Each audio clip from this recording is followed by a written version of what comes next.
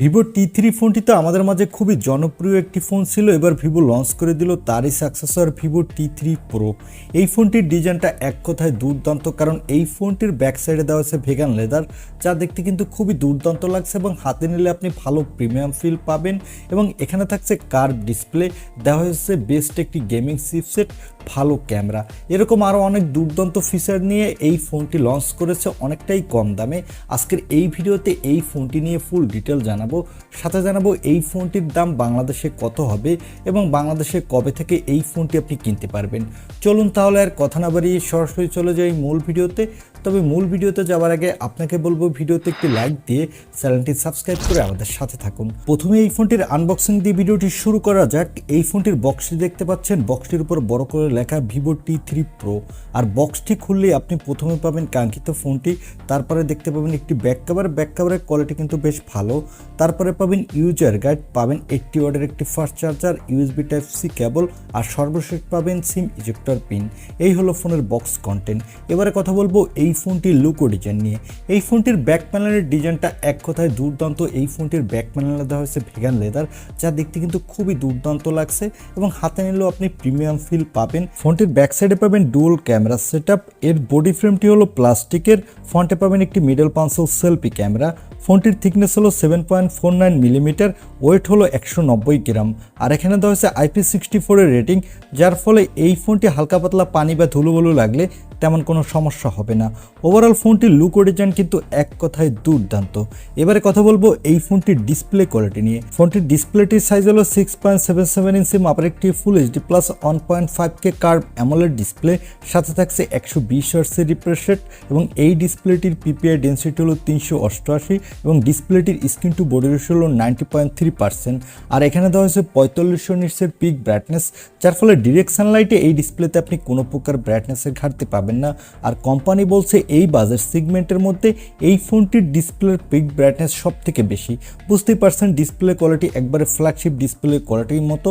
আর এখানে 120 হার্টজের refresh rate থাকার ফলে যারা গেমার আছেন তারা গেমিংয়ের সময় বাটার স্মুথ পারফরমেন্স পাবেন এবং যারা মোবাইলে প্রচুর ভিডিও দেখতে ভালোবাসেন তারা দুর্দান্ত ভিডিও উপভোগ করতে পারবেন। এবারে আসি এই ফোনটির ক্যামেরা কোয়ালিটিতে। আগেই বলেছি এই ফোনটির ব্যাক সাইডে দেওয়া আছে ডুয়াল ক্যামেরা সেটআপ, যার প্রাইমারি লেন্সটি হলো 50 মেগাপিক্সেলের। এর অ্যাপারচার f1.8। এখানে থাকছে OIS এর সাপোর্ট। এই সেন্সরটি হলো সোনি IMX882 সেন্সর। আর এখানে পাচ্ছেন 8 মেগাপিক্সেলের একটি আল্ট্রা ওয়াইড লেন্স, সাথে পাচ্ছেন একটি অরা লাইট। এই ফোনটির ব্যাক ক্যামেরা দিয়ে আপনি ফুল HD ভিডিও রেকর্ড করতে পারবেন এবং 4K তে 30 এবং 60 FPS ভিডিও রেকর্ড করতে পারবেন, সাথে দুর্দান্ত কোয়ালিটির ফটোগ্রাফিও তুলতে পারবেন। চলুন এবার এই ফোনটির কিছু ফটো স্যাম্পল দেখে আসি, তাহলে আপনারা বুঝতে পারবেন এই ফোনটির ক্যামেরা কোয়ালিটি কেমন।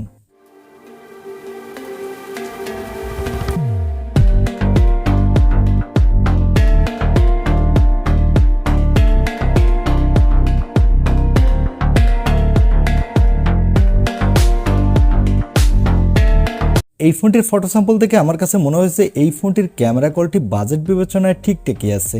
আর এখানে সেলফির জন্য পাবেন 16 মেগাপিক্সেলের সেলফি ক্যামেরা। এই ক্যামেরাটা দিয়ে আপনি ফুল HD ভিডিও রেকর্ড করতে পারবেন, আর এখানেও আপনি দুর্দান্ত কোয়ালিটির সেলফি তুলতে পারবেন। এবারে আসি এই ফোনটির অন্যতম হাইলাইটেড অপশন অর্থাৎ পারফরমেন্সে। এই ফোনটিতে পারফরমেন্সের জন্য দেওয়া হয়েছে স্ন্যাপড্রাগনের 7 Gen 3 চিপসেট। এই চিপসেটটি 4 ন্যানোমিটার আর্কিটেক্টে বিল্ড এবং এর up to clock speed 2.63 GHz।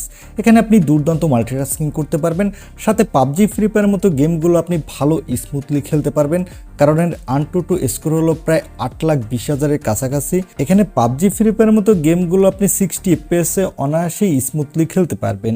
আর এখানে আউট অফ দ্য বক্স থাকছে Android 14, এর ব্যাকএন্ডে থাকছে FantasOS 14। এখানে 2 বছরের মেজর অ্যান্ড্রয়েড আপডেট পাবেন, সাথে 3 বছরের সিকিউরিটি আপডেট পাবেন। এখানে সিকিউরিটির জন্য থাকছে ইন ডিসপ্লে অপটিক্যাল সেন্সর। এই সেন্সরটি কিন্তু ভালোই ফাস্ট এবং ব্যাটারির জন্য থাকছে 5500 mAh এর একটি ব্যাটারি, সাথে থাকছে 80 ওয়াটের একটি ফাস্ট চার্জার। এছাড়া এখানে দেওয়া হয়েছে LPDDR4X RAM, সাথে থাকছে UFS 2.2 স্টোরেজ। তবে এখানে যদি UFS 3.1 স্টোরেজ থাকতো তাহলে ফোনটির রোম স্পিড আরেকটু বেটার হতো। এছাড়া ফোনটিতে থাকছে dual stereo speaker, wifi 6, Bluetooth 5.4 এর সাপোর্ট। আর এই ফোনটি মার্কেটে আপনি দুইটি কালার ভেরিয়েন্টে পাবেন এবং ফোনটি মার্কেটে আপনি দুইটি র্যাম ভেরিয়েন্টে পাবেন। এর বেস ভেরিয়েন্টটি হলো 828 GB, টপ ভেরিয়েন্টটি হলো 8256 GB। এবারে আসি এই ফোনটির প্রাইজে। এই ফোনটি অলরেডি ইন্ডিয়ান মার্কেটে গতকালকেই লঞ্চ হয়ে গেছে এবং এই ফোনটির বেস ভেরিয়েন্ট অর্থাৎ 828 GB ভেরিয়েন্টটির দাম রাখা হয়েছে 24,999 রুপি। এখানে আপনি 3,000 রুপি ডিসকাউন্ট পাবেন এবং এর 8256 GB ভেরিয়েন্টটির দাম রাখা হয়েছে 26,999 রুপি। এখানেও 3,000 রুপি ডিসকাউন্ট পাওয়া যাবে। আর এখানে আপনি 8GB ভার্চুয়াল র্যাম ইউজ করতে পারবেন। এই ফোনটি বাংলাদেশে আগামী মাসের শুরুর দিকেই অ্যাভেলেবেল পাওয়া যাবে এবং এই ফোনটির বেস ভেরিয়েন্টটির দাম হতে পারে বাংলাদেশি মার্কেটে 35 থেকে 37,000 টাকা। তবে কিছুদিন গেলে এই ফোনটির দাম আরও অনেকটা কমে আসবে। এই ফোনটি বাংলাদেশে অফিসিয়াল লঞ্চ হবে না, আপনাকে কিনতে হলে আনঅফিসিয়ালভাবেই কিনতে হবে। এখন এই দামে এই ফোনটি আপনার কাছে কেমন লেগেছে বা এই দামে এই ফোনটি আপনি কিনতে চান কিনা তা কমেন্টে জানাতে পারেন। আমার কাছে এই ফোনটি ডিজাইন এবং গেমিং পারফরমেন্সের দিক থেকে বেস্ট মনে হয়েছে, তবে ক্যামেরার দিক থেকে এই ফোনটি কিছুটা উইক। এই ছিল আজকের ভিডিও। আই হোপ ভিডিওটি আপনার ভালো লেগেছে। আর ভিডিওটি ভালো লাগলে অবশ্যই একটি লাইক দিয়ে চ্যানেলটি সাবস্ক্রাইব করে আমাদের সাথে থাকুন। দেখা হবে নেক্সট ভিডিওতে। আজকের মতো আল্লাহ হাফেজ।